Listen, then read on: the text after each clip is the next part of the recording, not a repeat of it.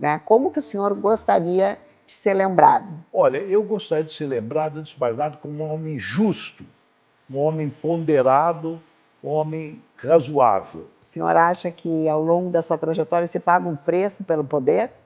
Bom, é claro que paga um preço pelo poder. Primeiro que no Brasil o homem público é muito mal visto, lamentavelmente. Assim como, guardadas as devidas proporções, o empresário não é bem visto, lamentavelmente. Então, é muito difícil ser empresário, é muito difícil ser homem público, porque, enfim, não há uma compreensão do seu papel social. Às vezes é vilipendiado, enfim, é maltratado, mal visto. Isso é muito ruim.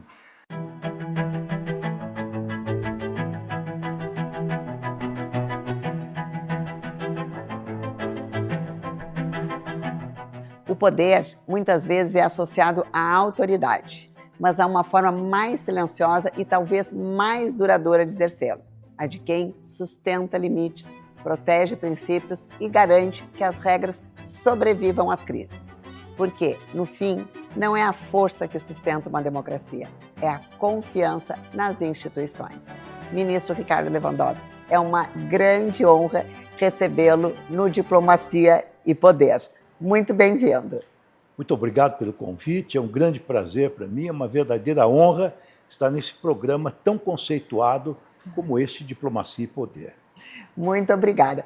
Ministro, o senhor nasceu no Rio de Janeiro, mas construiu toda a sua trajetória aqui em São Paulo. É filho de pai polonês e mãe suíça. Nos conta um pouquinho o que o senhor carrega de toda essa tradição e essa cultura europeia, e um pouquinho da sua infância, da sua tradição familiar, como que o senhor veio para São Paulo, por que o senhor veio. Nos conte um pouquinho quem é Ricardo antes de ser o ministro Ricardo Lewandowski, por favor. Bem, eu sou uma pessoa absolutamente normal, fui uma criança feliz também, tranquila. Meu pai foi um empresário no Rio de Janeiro e decidiu se mudar para São Paulo, mais precisamente na região do Grande ABC, dentro daquele movimento de industrialização ou de reindustrialização do país que foi iniciado pelo presidente Juscelino Kubitschek. Nós tivemos uma primeira industrialização nos anos 30, que foi impulsionada por Getúlio Vargas, depois do craque da Bolsa de Nova York, de 1929, onde o Brasil deixou de ser um exportador de produtos agrícolas, voltou-se para dentro, por razões, digamos assim, de sobrevivência. A indústria começou em São Paulo e foi caminhando de forma relativamente incipiente, mas houve um segundo salto qualitativo importante para frente, que Juscelino chamou de 50 anos em 5 e começou ou recomeçou a industrialização. Isso foi novamente em São Paulo, e meu pai mudou-se exatamente para lá, foi um dos pioneiros da indústria metalúrgica em São Paulo. A primeira fábrica de bicicletas produzidas aqui no Brasil. Nossa! E depois chegou a produzir 80% dos componentes da Volkswagen, do carro Volkswagen, aquele famoso carro que tinha, enfim, uma preferência popular enorme. Sim. Então, ele se localizou na região de São Bernardo. E ele era um homem extremamente perspicaz, era economista, industrial, e ele escolheu São Bernardo exatamente porque era metade do caminho do Porto de Santos e do grande centro consumidor que era São Paulo. Então foi muito bem sucedido, morreu precocemente. Eu me criei, digamos assim, naquela região, estudava na cidade de São Paulo, mas aquela região era uma região muito rica, não só pelo avanço industrial que promoveu no Brasil, porque lá se localizou a Volkswagen, a Ford, a Mercedes-Benz, enfim, todas as indústrias que serviam aquele complexo de indústrias automobilísticas, mas foi também o berço, o início de todo o movimento social e político e, sobretudo, sindical contra o regime militar que se implantou no Brasil. Foi ali que nasceu o presidente Lula, que foi presidente dos sindicatos metalúrgicos, os movimentos eclesiais de base, Então, eu, na minha infância, ou melhor, na minha juventude, na minha adolescência, eu acompanhei todos esses movimentos que lá nasceram. Então, a contestação ao regime militar, de certa maneira, é claro, foi difusa em todo o país, Claro. mas o seu núcleo mais forte, que foi o movimento sindical, que foi o mais contundente no sentido da queda do regime militar, começou lá. Isso me impressionou muito, e sobretudo porque depois, na minha vida como estudante universitário, eu me vi no mundo dividido pela Guerra Fria, onde duas grandes potências hegemônicas disputavam o controle do mundo, né? A União Soviética de um lado, de outro lado os Estados Unidos. Era um mundo extremamente polarizado, não só internacionalmente, como internamente. Então era preciso, de certa maneira, fazer escolhas ideológicas. E a minha primeira opção em termos de escolha de uma universidade, de uma faculdade, foi a Escola de Sociologia e Política de São Paulo. Então, antes de me direcionar para o direito, eu me direcionei para a política, para a sociologia, para as ciências humanas em geral, até para melhor compreender a situação que ocorria no Brasil e no mundo. Sim. E eu me formei nesta área, sempre tive uma grande vocação para a política, para a vida pública. Depois eu me voltei para o direito, porque achei que o direito era uma disciplina mais instrumental, era algo que você podia interferir na realidade, você podia direcionar escolhas, moldar, digamos assim, as instituições. E aí fiz direito e entrei na Universidade de São Paulo, me aproximei de uma grande liderança intelectual e também política, que era o professor Dalmo de Abreu Dallari. Era um homem que também lutava contra o regime militar, pela democracia, ele era ligado à Igreja Católica. Ele era o presidente da Comissão de Justiça e Paz, inclusive recebeu o Papa, na época, o Papa João XXIII, foi recepcionado no Ibirapuera, e assim, enfim, me voltei para essa área mais política do direito. Eu, ligado ao professor Dalmo de Abreu Dallari, que foi professor de Teoria Geral do Estado, fui ser o seu assistente em 1978, fiz carreira e acabei o sucedendo quando de sua aposentadoria, num concurso provas e títulos na Universidade de São Paulo, na Faculdade de Direito. Ministro, e o senhor construiu uma bela carreira como professor também, né? Antes de exercer cargos como, por exemplo, ministro do Supremo Tribunal Federal e depois ministro da Justiça. Uma curiosidade, o que a sala de aula lhe ensinou e o que o senhor levou da sala de aula tanto para o judiciário quanto para o executivo? Olha, eu sou professor até os dias de hoje. Sim. Eu me aposentei compulsoriamente, depois virei professor sênior, hoje sou professor emérito da Universidade de São Paulo, dirijo um centro de pesquisa junto à reitoria que se chama Observatório das Instituições. Mas continuo dando aula, continuo orientando mestrandos e doutorandos. A coisa mais importante para um professor, e poucos seres humanos têm essa oportunidade, é de conviver com a juventude. A juventude é crítica, a juventude fala aquilo que ela pensa, a juventude ela não finge, ela é gentil quando tem que ser gentil, mas ela é crítica quando tem que ser crítica. E muitas vezes eu saía de Brasília, porque nunca deixei de dar aula, mesmo quando eu era presidente do Supremo Tribunal Federal, mesmo durante o impeachment que eu presidi. Mas então, você na sala de aula, você é uma pessoa comum, você recebe aquela juventude e você, de certa maneira, cai na real. Às vezes, disse que Brasília é uma ilha da fantasia, você está naqueles gabinetes de ar-condicionado, você tem todo aquele tratamento cerimonioso, e aí você cai na sala de aula, dando aula para o primeiro ano ou para a pós-graduação, então você está num outro ambiente, de gente que está vendo a realidade, e é muito importante isso para uma pessoa poder ver ideias novas, até, curiosamente, até a evolução da linguagem. Nós, com certa idade, ficamos apegados a certas expressões que não se usam mais, não são mais empregadas, e com o contato com a juventude, você fica em contato com a realidade que é eternamente cambiante, inclusive do ponto de vista linguístico, de usos e costumes. Sim. Isso é muito bom. É verdade. Ministro, o senhor foi indicado ao Supremo em 2006, né? O que muda internamente quando alguém cruza a porta da Suprema Corte pela primeira vez e coloca a capa de ministro? Bem, na verdade, eu já era juiz há mais de 15 anos. Sim. Eu fui advogado, depois eu fui conselheiro da seccional da OAB em São Paulo, depois fui presidente de uma estatal chamada Empresa Metropolitana de Planejamento da Grande São Paulo.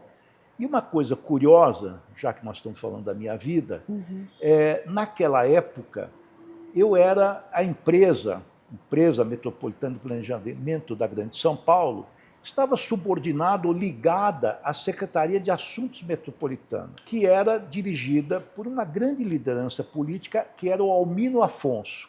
E, na época, era o presidente regional do PDT, o Partido Democrático Trabalhista. Eu era um jovem, fizemos grande amizade, eu, enfim, como presidente dessa empresa, tinha contatos com todos os municípios da região metropolitana, e ele me convidou para ser candidato a deputado federal. Ele me garantia legenda e tal, achava que eu tinha jeito para política, como realmente, pelo menos do ponto de vista intelectual, sempre tive grande queda pelos assuntos públicos, mas, ao mesmo tempo, surgiu para mim um convite para ingressar pelo 5º Constitucional do Judiciário de São Paulo. E eu fiquei numa dúvida, eu recebi o convite do presidente do Tribunal de Justiça naquela época, que era Odir Porto, que era uma pessoa que gostava muito de mim também, me dava muito bem, e eu fiquei numa situação muito difícil pessoalmente. Eu teria uma legenda garantida para concorrer a deputado federal. Era do ABC, era da região metropolitana, achava que tinha chance.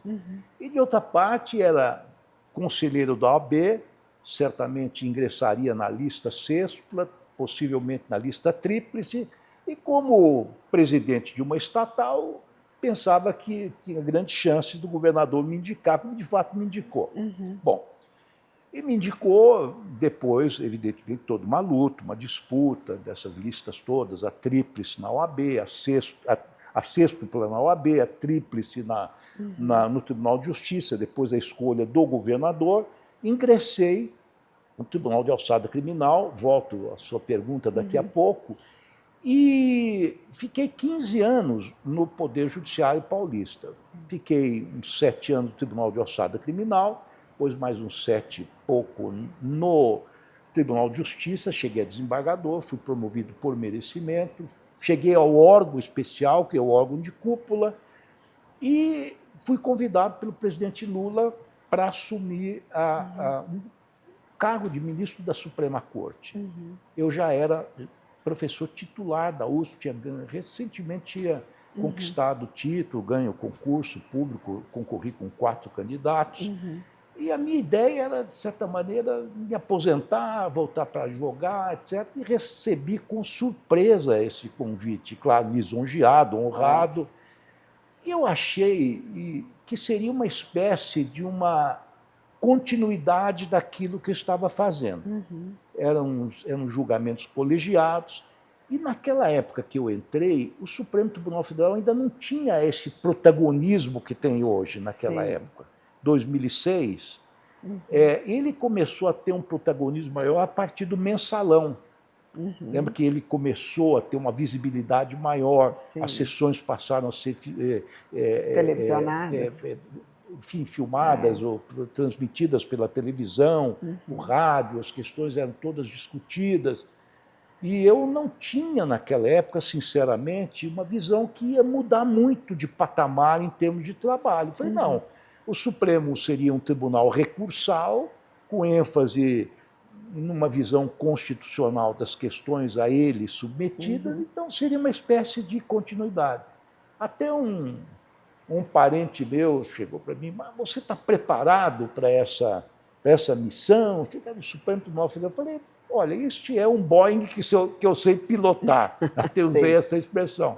Estava acostumado, eu fui presidente de turmas, de grupo de turmas no Tribunal de Justiça, ou câmaras, melhor dizendo, naquela época, chamavam-se assim. Então, pensei que era uma continuidade. Mas quando eu cheguei lá, foi um momento, acho que, em que o tribunal se transformou, passou a ganhar um protagonismo muito grande. Muito. Que a partir daí começou a julgar o mensalão, depois veio a crise da Covid, só me lembrando de cabeça a questão da Lava Jato, a questão do 8 de janeiro, enfim, várias crises entrelaçadas ou sucessivas em que o tribunal ganhou uma musculatura, uma visibilidade maior e realmente aí foi uma tarefa que eu não esperava e que tinha que... A cada dia tinha que me preparar para os embates e fazer escolhas absolutamente decisivas do ponto de vista político e institucional. Ministro, o senhor acha que esse protagonismo do STF foi natural, inevitável, ou teve algum caminho de escolhas institucionais que levaram a Suprema Corte a esse protagonismo? Olha, existem estudos acadêmicos importantes no sentido de dizer que as Supremas Cortes, que foram criadas a partir do final da Segunda Guerra Mundial, com as novas constituições que surgiram, sobretudo a partir da Constituição alemã, a Constituição italiana, a Constituição francesa, a Constituição espanhola e, mais recentemente, a Constituição portuguesa, são constituições principiológicas. O que significa isso? Que não tinham só regras jurídicas em seu bojo, mas também grandes princípios, princípios abstratos. E a função principal das cortes constitucionais era aplicar aqueles princípios abstratos. Os princípios que são abstratos, por definição, elas comportam uma discricionariedade maior do julgador. As Supremas Cortes anteriores e as cortes de justiça anteriores a essa época eram cortes mais conservadoras, que aplicavam a lei de forma mais positiva, de acordo com as regras. E especialmente depois da Revolução Francesa, de 1789, com o surgimento do Código de Napoleão famoso, de 1808, Código Civil Napoleônico, que depois foi copiado por todos os países, aquele momento em que a burguesia triunfou, em que se afirmou a propriedade privada, a família, em que esse código definiu os contratos e as sucessões, e havia grande interesse que os juízes interpretassem aquilo rigorosamente. Então, os juízes eram apelidados a boca da lei, bouche de la loi, em francês. Então, tinham que interpretar a lei tal como era escrita, literalmente. Mas, com o passar do tempo, com a complexidade dos problemas que foram surgindo naturalmente, com as sociedades evoluindo, pós-industriais, o juiz tinha que ter uma certa criatividade. E essa criatividade se ampliou ainda mais em função desse fenômeno que acabei de relatar, de constituições repletas de princípio. A nossa Constituição é muito principiológica. Ela não é uma Constituição sintética, ela é uma Constituição que praticamente regra todos os aspectos da vida da pessoa. Então, este é um fenômeno. Outro fenômeno, quer dizer, uma Constituição repleta de princípios que permite uma autonomia maior em termos de interpretação de suas normas. De outro lado, também, a sucessão de crises cria momentos excepcionais. Então, como se diz em direito, momentos excepcionais ou situações excepcionais exigem medidas excepcionais. Então, muitas vezes, o judiciário tem que sair da caixinha para resolver questões cruciais para o país. E eu vou dar um exemplo que todos se lembram, que é o exemplo da epidemia da Covid-19, em que houve um primeiro momento de perplexidade mundial. Nem a Organização Mundial de Saúde sabia exatamente do que se tratava. os países foram tomados de surpresa, ficaram totalmente despreparados. No Brasil, além disso, institucionalmente, estabeleceu-se um grande ceticismo com relação a medidas profiláticas, a vacinas, a isolamento, etc. E o governo ficou paralisado, e as mortes se sucedendo. Nós chegamos a 700 mil mortos na Covid-19 no Brasil. Houve um primeiro momento de uma inércia muito grande no que diz respeito ao Poder Executivo Federal, seja por ignorância, seja por alguma visão ideológica, ou seja por despreparo. E o Supremo, isto eu tive, que por razões circunstanciais, grande parte dos processos relativos à Covid-19 foram distribuídos a mim, e nós tivemos que decidir, em lugar do Poder Executivo, verdadeiras políticas públicas de saúde. Tivemos que decidir sobre a obrigatoriedade da vacina, porque a posição do governo era: o brasileiro é livre para tomar vacina se quiser ou não.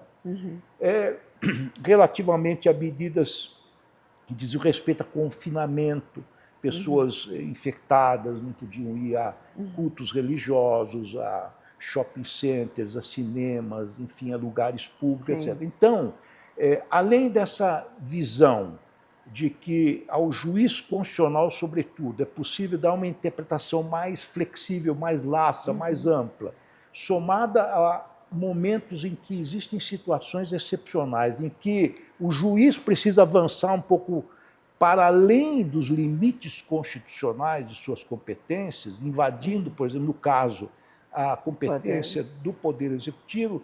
Então, essas situações que se repetem dão um protagonismo maior à Suprema Corte brasileira e também a outras Supremas Cortes em outros países do mundo.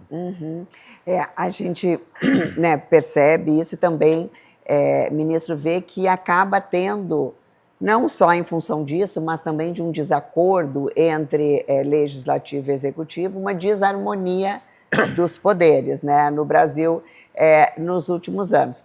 Como o senhor acha que se resolve essa questão? Né? Porque a gente tem visto assim, um legislativo muito desalinhado, né, com o executivo, muitas vezes o próprio poder judiciário também desalinhado com o legislativo, e isso cria uma espécie de crise permanente, né, entre as instituições, que acaba até engessando todo o processo de tomada de decisão, principalmente do poder legislativo e do poder executivo. Como que a gente resolve isso, ministro? Pois olha, essa é uma excelente pergunta, e ela é uma pergunta não só que o povo, o homem comum se faz, mas também a academia começa a refletir sobre essa questão. A teoria da separação dos poderes foi criada por Montesquieu no século XVIII. Era um aristocrata francês que se aliou à burguesia revolucionária contra o Estado absolutista, contra as monarquias absolutistas. Então, eu dizia, olha, para combater a concentração dos poderes nas mãos de uma só pessoa, seria necessário dividir o poder em 3 ramos: legislativo, executivo e judiciário, num sistema de freios e contrapesos, checks and balances, como dizem os ingleses, os americanos, os anglo-saxões. Está na Constituição americana. Foi a primeira a institucionalizar esse sistema em 1787. Bom, de lá para cá o mundo mudou. Esse sistema que funcionou bem no século XIX, no começo do século XX, hoje já não funciona tão bem assim. Então, ao invés de diálogo e de harmonia, de freios e contrapesos entre poderes, há momentos de choques institucionais. Exato. Primeiro porque há invasão natural de competências. Natural, digo, em função da evolução das coisas. O judiciário começa a legislar e começa, eventualmente, a executar, determinar políticas públicas. Também o executivo e o legislativo começam a ingerir na competência dos demais poderes. Outros atores começam a surgir também, como as agências regulatórias, como a imprensa, que cresceu muito, as ONGs, as organizações não governamentais. Sim. Então, vários outros atores políticos começaram a atuar, e com força institucional, atrapalhando esta suposta harmonia que, pelo menos durante um certo tempo, se manteve, mas hoje é mais suposta do que real. Então é necessário repensar o sistema. Sim. É necessário. Talvez o parlamentarismo, ou o semipresidencialismo, ou semiparlamentarismo, possa resolver isto, na medida em que, pelo menos, o poder executivo e o poder legislativo têm que trabalhar em maior harmonia. Se não houver harmonia entre o governo e o legislativo, ele é derrubado por uma moção de desconfiança. Não é? E ele cai o governo, independentemente do mandato que ele possa ter. O que não acontece no presidencialismo. No presidencialismo puro, com 4 ou 5 anos de mandato, só se derruba um presidente ou uma presidente mediante um impeachment. Cria uma crise institucional. O parlamentarismo é mais flexível, ele sobrevive a crises políticas porque ele pode trocar o governo. O parlamento troca o governo. E há uma outra característica que poucos se lembram no parlamentarismo. Existe um conselho da magistratura, um conselho nacional da magistratura, que, de certa maneira, não vou dizer que controla o judiciário, porque o judiciário é independente dos sistemas parlamentaristas, mas há um controle maior com relação a progressões na carreira, com relação a orçamentos, planejamentos, vencimentos, etc. Então, talvez seja possível, tenha chegado a hora de nós evoluirmos também para mitigar esse choque entre os poderes, pensar num parlamentarismo. Parlamentarismo mais a francesa, que é o semiparlamentarismo, do que a inglesa ou a portuguesa ou a espanhola. Sim. Ministro, mas num país, né, tão polarizado como o que a gente encontra hoje, o senhor acha que nós teríamos tanto maturidade política quanto conseguiríamos encontrar consensos e serenidade para avançar nesse sentido? Eu acho que a resposta, lamentavelmente, é não. Primeiro, eu acho que nós não estamos no momento de maturidade política necessária para fazermos um acordo geral e superarmos as diferenças. Né? Há muito ressentimento, não é? Sim. Há muita polarização. E a verdade é a seguinte, que os nossos partidos são muito fracos. Não pelas lideranças que têm, alguns partidos têm lideranças excepcionais, Sim. mas é que não são partidos programáticos nem ideológicos. Eu me lembro que Maurice de Verger, que é um dos maiores estudiosos franceses sobre partidos políticos, diz que o papel dos partidos políticos é formular alternativas. E hoje nós não temos quem formule alternativas. Verdade. Né? Então, como é que nós ficamos? Verdade. Nós ficamos num diálogo ad hoc. Então, as negociações no Congresso Nacional são feitas caso a caso. Né? Agora, por exemplo, vamos discutir a jornada de trabalho 6x1 ou 5x2. Sim. Ao invés de, eventualmente, termos uma visão mais amplificada do que nós queremos em termos de relações entre o capital e o trabalho, futuro dessas relações, inclusive com o ingresso da inteligência artificial, não é? Da robotização. Então, se nós precisarmos ter discussões mais amplas, mais profundas, não é? Que só partidos políticos maduros poderiam nos fornecer. Sabe, Karen, na Inglaterra tem o chamado Shadow Cabinet, Sim. Gabinete das Sombras. Então, há um gabinete de ministros que ganhou as eleições, que governa, mas um outro que se forma nas sombras, criando alternativas, seja para a defesa, para as relações exteriores, para o trabalho, para a educação, para a saúde. E essas visões competem.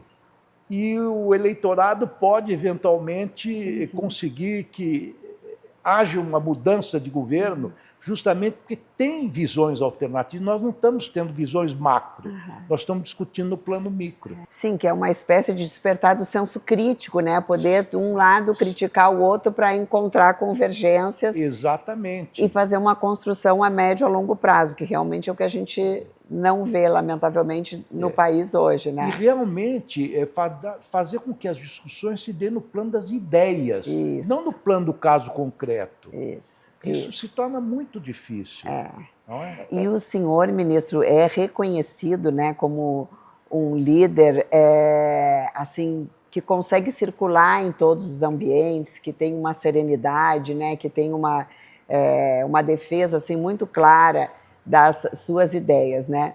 E eu gostaria de saber assim, o que mais testa um juiz? É a pressão externa ou o conflito interno para tomar uma decisão? Olha, eu acho que há certas profissões em que a pessoa tem que ter equilíbrio, tem que resistir às pressões, tem que enfrentar as emergências, as circunstâncias. Vou dizer, um médico, por exemplo, está operando alguém, há uma hemorragia, é uma pressão externa. Sim. Né? A família chorando porque a doença é grave e tem que manter a serenidade, se ater a protocolos. Um piloto que enfrenta de um Boeing uma turbulência, então, os passageiros gritando, todo mundo apavorado, a torre mandando instruções, Sim. ele tem que se ater a protocolo, sangue frio. O juiz também tem que ser assim. O juiz tem protocolos, ele tem a Constituição e as leis. Então, a grande fortaleza do juiz é cumprir a Constituição e as leis rigorosamente, claro, dentro daquela flexibilidade que eu lhe falei, de compreensão das coisas, que é sempre muito particular das pessoas. Ministro, e isso do ponto de vista técnico, né? Agora falando do ser humano, Ricardo Lewandowski, né? A sua tomada de decisão, né? Quando ela é uma decisão mais difícil, é uma decisão pessoal, o senhor recorre a alguns subterfúgios, por exemplo, o senhor escuta música, o senhor faz yoga, o que lhe ajuda no momento de tensão para a tomada de decisão? Olha, eu gosto muito de filosofia, sabe? Eu já tenho muita filosofia, eu gosto muito dos filósofos estoicos. Como resistir às adversidades, eu encontro muito consolo na filosofia, sabe? Leio muito, são meus livros de cabeceira, filosofia. E hoje, saindo um pouco da filosofia, eu leio cosmologia, astrofísica, mecânica quântica, porque quando você conhece a mecânica do universo, como o universo funciona, e a gente tem a compreensão de como nós somos pequenos, como nós somos minúsculos, como tudo muda, não é? Então a gente tem que deixar as vaidades de lado, tem que deixar as questões circunstanciais também apartadas, e tem que discutir e tem que decidir no caso concreto. Tem que ser muito, enfim, muito firme, muito sólido nas convicções. Eu acho que isso é muito importante. Mas não tenha dúvida que a decisão é sempre muito solitária, sobretudo aquelas chamadas monocráticas, urgentes, do tudo ou nada. Aquelas são difíceis. Ministro, e tem alguma coisa que ele tira do sério? Assim, o que ele tira do sério? Se tem alguma coisa, ele tira do eixo? Olha, sim, a deslealdade. Deslealdade me tira muito do sério. As pessoas que falam uma coisa, fazem outra. Acho que é uma das grandes ou maiores qualidades do ser humano é a lealdade, é a franqueza, é a capacidade de manter aquilo que combinou. Isso é fundamental, até para que a vida social possa funcionar, ou a vida afetiva, não é? A vida, as relações interpessoais, é muito importante. Quando há uma falha nisso, eu me sinto muito incomodado. Ministro, e é difícil, com toda a sua trajetória, né, o senhor ocupou os cargos mais importantes do Brasil, de toda a carreira jurídica que um juiz, um líder pode chegar. É difícil, o senhor está falando de lealdade aqui, conseguir separar, né, as amizades verdadeiras das amizades circunstanciais, né? A gente paga um preço, o senhor acha que ao longo da sua trajetória se paga um preço pelo poder? Bom, é claro que paga um preço pelo poder. Primeiro que no Brasil o homem público é muito mal visto, lamentavelmente. Assim como, guardadas as devidas proporções, o empresário não é bem visto, lamentavelmente. Então, é muito difícil ser empresário, é muito difícil ser homem público, porque, enfim, não há uma compreensão do seu papel social. Às vezes é vilipendiado, enfim, é maltratado, mal visto, isso é muito ruim. Mas eu acho que nós temos que ser realistas e saber que no plano da política, como se diz, até o definitivo é provisório. Não existem as relações políticas que, por natureza, por definição, são relações que se dão dentro de um determinado quadro institucional, dentro do quadro circunstancial. Se esse quadro muda, é claro que nós temos que mudar também. Eu acho que um dado muito importante para quem faz política é entender que em política não se tem inimigos, se tem adversários. E se a gente tiver essa compreensão, a gente sabe que o adversário pode eventualmente mudar de posição, se aliar a outro grupo e tal. Sim. Agora, os amigos verdadeiros, esses têm que ser sinceros, leais até o final. Não é? Verdade. Ministro, e o senhor há pouco tempo assumiu, né, o Ministério da Justiça, né, no Poder Executivo. E o senhor falou lá no começo da nossa entrevista que o senhor sempre teve uma vocação para a política. Como que foi essa relação do jurista com o político à frente desse ministério? Bom, essa é uma pergunta interessante. Essa foi uma grande dificuldade minha, porque o juiz decide e determina, isso está acabado, alguém vai cumprir. Pode demorar mais, pode demorar menos, pode recorrer, pode mudar a decisão, mas a decisão do juiz ela tem que ser cumprida no primeiro momento. Ou depois, no segundo momento, quando transita em julgado, como nós falamos, quando a decisão é definitiva, ela vai ser cumprida de alguma forma, nem que seja com força policial, ou até, eventualmente, até as Forças Armadas podem intervir para cumprir uma decisão judicial. Na política, não. A política não é mandar e, na outra ponta, a coisa está resolvida. Tem que negociar, é preciso realmente fazer com que as coisas fluam dentro do possível, nem sempre dentro do desejável. A política é a arte do possível, já se disse. Né? Sim, sim. E acho que é correto isso. Quer dizer, não há possibilidade de impor a vontade. É preciso compor diversas vontades. Então, para quem vem do judiciário, eu que fiquei 33 anos quase, ou mais de 3 décadas no judiciário, é muito difícil, né? Alguém que está acostumado a mandar e ver as coisas sendo cumpridas, sobretudo na Suprema Corte, ter que negociar do macro ao micro não é fácil, tem que mudar totalmente o modo de ser. Mas é uma experiência muito interessante. É assim que tem que ser a política. O senhor gostou, assim... Olha, vamos dizer que é uma experiência interessante, uma nova experiência. Muito bem.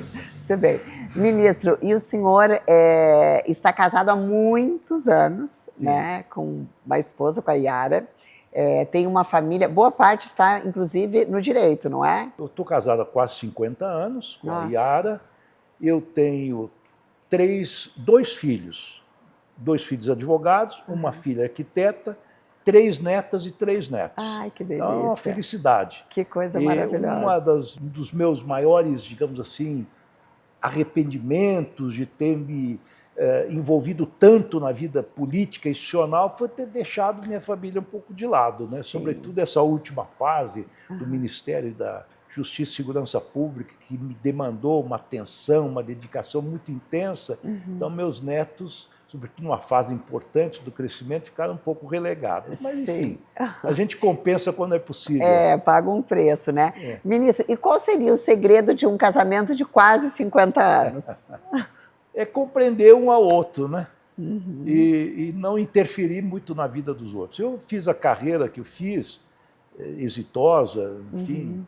Acho que fui exitosa porque ocupei os principais cargos do país, cheguei a ser presidente da República interino, presidente do Senado do impeachment, presidente do Supremo Tribunal Federal, presidente do Conselho Nacional de Justiça, presidente do TSE, presidente do Supremo Tribunal Federal. Isso porque também a minha mulher deixou que eu fizesse minha carreira sem maiores interferências, compreendeu minhas ausências, isso é muito importante. É muito importante. Ministro, existe alguma crença religiosa ou não que sustente as suas decisões? Olha, todas as religiões, elas têm, no fundo, uma visão humanística das coisas. Tem o ser humano, tem o ser humano como alvo principal de suas preocupações. Então, eu me guio muito pelo humanismo, compreender o ser humano, fazer o bem para o meu semelhante, isso sempre guiou a minha carreira, meu modo de ser. O ser humano acima de todas demais preocupações.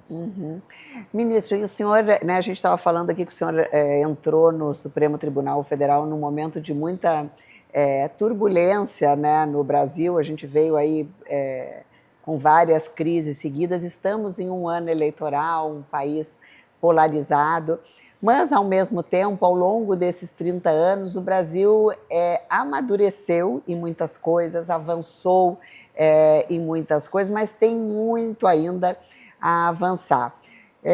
O senhor é um otimista em relação ao Brasil, né? O que o senhor acha que são, assim, se pudesse sugerir, 2 pilares fundamentais para a gente conseguir fazer com que esse país realmente avance, que a gente consiga discutir o que queremos, né, a médio e longo prazo, que seria preciso para o Brasil poder ocupar, enfim, aquele espaço que é nosso, né? Que a gente está dizendo, é a vez do Brasil, e o Brasil é a bola da vez e a bola não chega, a gente está sempre chutando a bola e a bola não chega.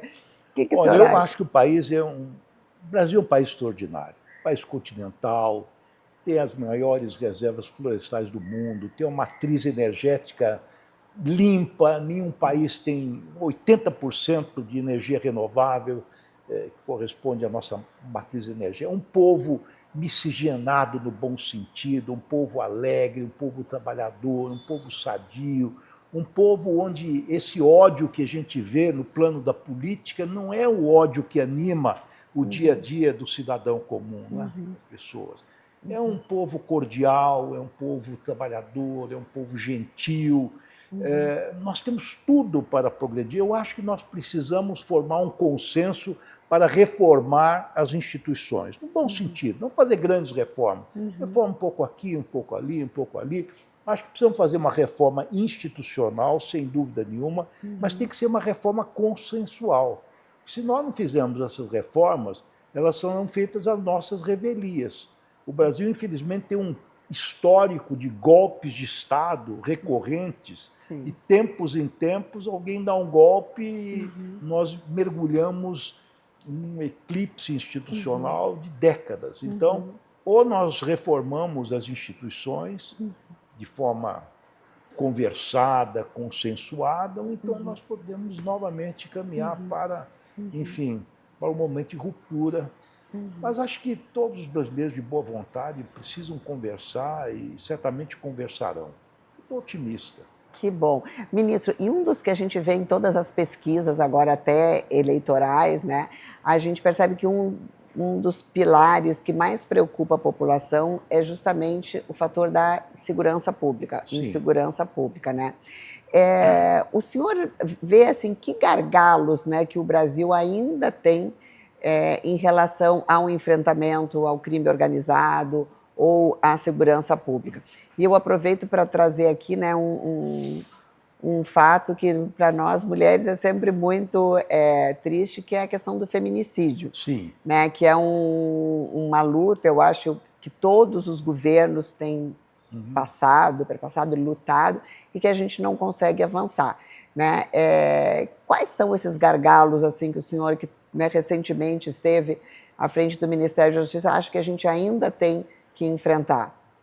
Bom, eu penso o seguinte: o crime organizado hoje, sobretudo o crime organizado internacional, é um problema mundial. Eu coloco esse problema no mesmo patamar que a crise climática, as guerras regionais, a corrida armamentista, enfim, é um problema hoje que teria que ser enfrentado, inclusive, ao nível da Organização das Nações Unidas. É um problema extremamente sério. Nós temos a Interpol, temos a Europol, a Meripol, mas num país como o nosso, sem uma conjunção de esforços, num país federativo como o nosso, onde nós temos estados e unidades federadas autônomas, 27, contando com o Distrito Federal, cada qual com sua polícia, polícia civil, polícia militar, e mais de 5 mil municípios, cada um com suas, potencialmente com suas guardas municipais, nós precisamos unificar esse combate ao crime organizado. Primeiro, é um fenômeno internacional, entra por nossas fronteiras, ele se espalha pelo país como um todo. Não dá para um Estado enfrentar isso isoladamente, muito menos um município, é claro. É preciso uma visão holística, abrangente deste combate. Eu propus a PEC da Segurança Pública, Sim. em que nós teríamos um combate coordenado ao crime organizado, a partir das forças federais, especialmente da Polícia Federal, Polícia Rodoviária Federal, Polícia Penal Federal, Polícia Militar, Polícia Civil, as guardas municipais, enfim, todo mundo trabalhando juntos numa mesma direção e, mais do que isso, um planejamento unificado. Nós temos que ter um banco de dados unificados.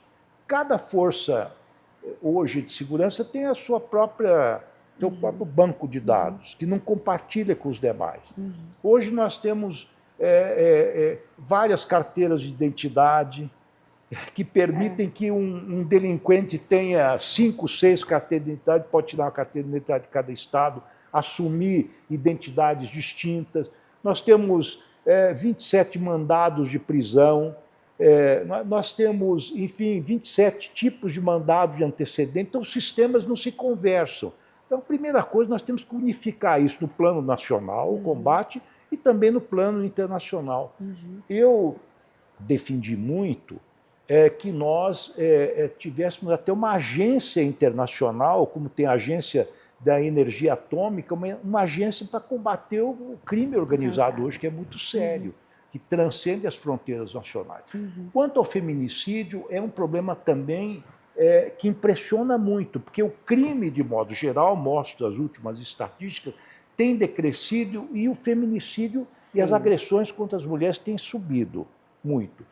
Eu acho que isso demanda um estudo até acadêmico. Eu estou fazendo um estudo, agora iniciando, no Observatório das Instituições da Universidade de São Paulo, um estudo para identificar o perfil do agressor, o perfil da vítima, o local onde é cometido esse crime, as motivações desses crimes. Nós precisamos ter uma visão clara, mas empírica, para poder fazer um combate, digamos assim, mais científico desse fenômeno patológico.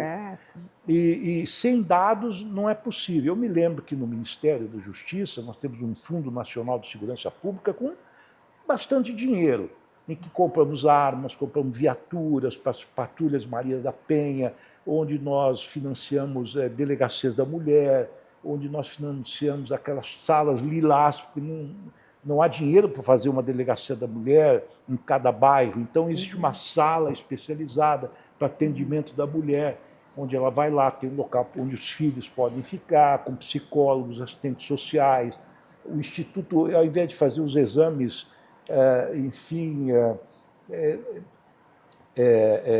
exames periciais no Instituto Médico Legal, elas teriam lá um médico legista para fazer, ou uma médica legista para fazer esse exame, atendido por uma delegada de polícia. Enfim, recursos nós temos, mas nós precisamos direcionar esses recursos com sabedoria, de forma científica e não aleatória, para fazer um combate mais efetivo. Eu acho que muito cultural esse fenômeno. Outro dia eu estava discutindo com uns sociólogos da USP, uns especialistas, talvez o avanço da mulher em termos sociais, hoje a mulher é igual ao homem em todos os sentidos, compete até profissionalmente com o homem. Talvez isso possa ter gerado um certo ressentimento, eu não sei. É um fenômeno que precisa ser estudado. Sociologicamente. Sociologicamente, a motivação disso. É realmente um problema que o Brasil, o mundo de uma forma geral, mas o Brasil realmente precisa encontrar como identificar e combater. Ministro, e uma curiosidade, assim, nessa sua trajetória, de tanto sucesso, de tanto reconhecimento, teve algum espaço que o senhor gostaria de ter ocupado que o senhor não ocupou na vida pública? Olha, eu não sei, eu gosto muito da diplomacia, sabe? Eu acho que a diplomacia realmente é algo que me atrai. Quase que eu presto concurso para o Itamaraty. E acadêmico, mas eu, no Ministério da Justiça e Segurança Pública, eu assinei mais de 12 acordos internacionais de cooperação em matéria de segurança pública. Eu tive a oportunidade de ter reuniões com o ministro da Justiça da França, de Portugal, da Espanha. Eu tive, em outros países importantes, tive a oportunidade de fazer com que o país participasse da Europol. Nós já somos membros da Interpol, onde nós, inclusive, elegemos o Valdeci Urquiza, um delegado federal, como secretário-geral. Somos membros da Ameripol e agora somos da Europol. Então, eu gosto muito dessa questão da diplomacia, sabe? E academicamente também me dediquei um pouco, escrevi um livro sobre globalização, soberania. Talvez uma das minhas... Ser um embaixador? Quem sabe, embaixador ou representante do organismo internacional, ou até, enfim, ou até um servidor de um grande organismo internacional. Isso é uma coisa que me atrairia bastante também. Muito bem. Ministro, e agora que o senhor, né, está fora, digamos assim, da Suprema Corte, do Ministério, está lecionando novamente, né, à frente de várias entidades nas universidades, o que o senhor gosta de fazer no seu tempo livre, se é que o senhor tem tempo livre? Olha, eu gosto de viajar, como todo mundo gosta de viajar, mas sem compromissos, né? E gosto de ficar com minha família, com meus netos, sobretudo. Isso é muito importante. E gosto de ler. Eu gosto muito de história, eu gosto de filosofia. E agora, como lhe disse, minha grande paixão agora é a cosmologia. Olha, e o senhor indicaria livros, por exemplo, nessa área?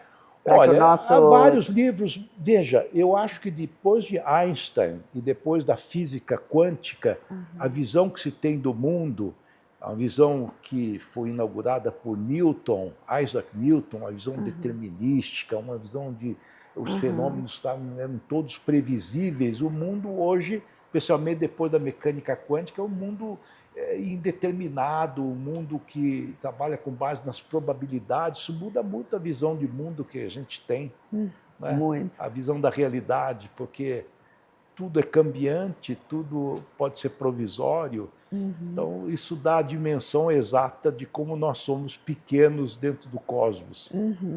Mas sem pessimismo, evidentemente. Sim. Né? Isso é importante para que nós nos fortaleçamos. Claro. Não, e para entender o nosso lugar nesse universo, Sim, que é tão grandioso, né? Claro. Que muita gente, às vezes, tem dificuldade de entender, né, o nosso... Ou se acha muito importante, Exato, né? A nossa missão, né, Exato. Ministro, nesse mundo. Ministro, se o senhor pudesse deixar uma mensagem para o próximo presidente da República, qual mensagem seria? Olha, eu vou fazer uma brincadeira. Dizem que se conselho fosse bom, ele não seria dado, seria vendido, né? Tudo bem. Eu acho que ter amor pelo Brasil, ter dedicação, juntar-se de pessoas boas. A equipe hoje é fundamental, ninguém faz mais nada sozinho. O Brasil é tão complexo que é preciso realmente cercar-se de pessoas boas, sobretudo para as áreas, enfim, mais, digamos assim, mais delicadas do governo, né? Questão da economia, questão da própria justiça, da saúde, da educação. São setores absolutamente cruciais. É preciso gente, como dizia Adhemar de Barros, do ramo, precisa ter gente do ramo. Mas eu acho que, enfim, estou otimista com o Brasil, acho que o nosso sistema republicano permite a alternância do poder de tempos em tempos, e acho que isso faz parte e nós vamos avançar. Ministro, o senhor que teve uma vida inteira dedicado a interpretar a Constituição, né? E olhando o Brasil hoje, o senhor acha que o direito ele vem para resolver conflitos ou para impedir que os conflitos aconteçam nesse país? As duas coisas, mas eu acho que o direito vem para impedir conflitos. Ele não pode impedir conflitos completamente, porque os conflitos são naturais na sociedade. Os conflitos são até positivos. A concorrência entre as empresas não é algo positivo. Então, os conflitos fazem com que o mundo avance, não é? Desde a dialética de Hegel, né? Há uma tese, contrapõe-se uma antítese e depois surge uma síntese, assim o mundo caminha. Mas é claro que conflitos patológicos, conflitos que possam levar à ruptura, precisam ser controlados pelo direito. Um dia li um livrinho muito interessante de um jurista francês chamado Michel Villey, que, aliás, é um romanista, sobretudo, ou seja, um especialista em direito romano. Mas, num pequeno livro, ele disse que o direito é um mecanismo de organização da sociedade. Então, por meio do direito, nós sabemos para onde temos que caminhar nas várias sociedades que existem no mundo. Então, eu acho que o direito ele não só resolve problemas ou conflitos, como também previne conflitos. Tem as duas funções. Ministro, uma curiosidade, o senhor fala quantos idiomas?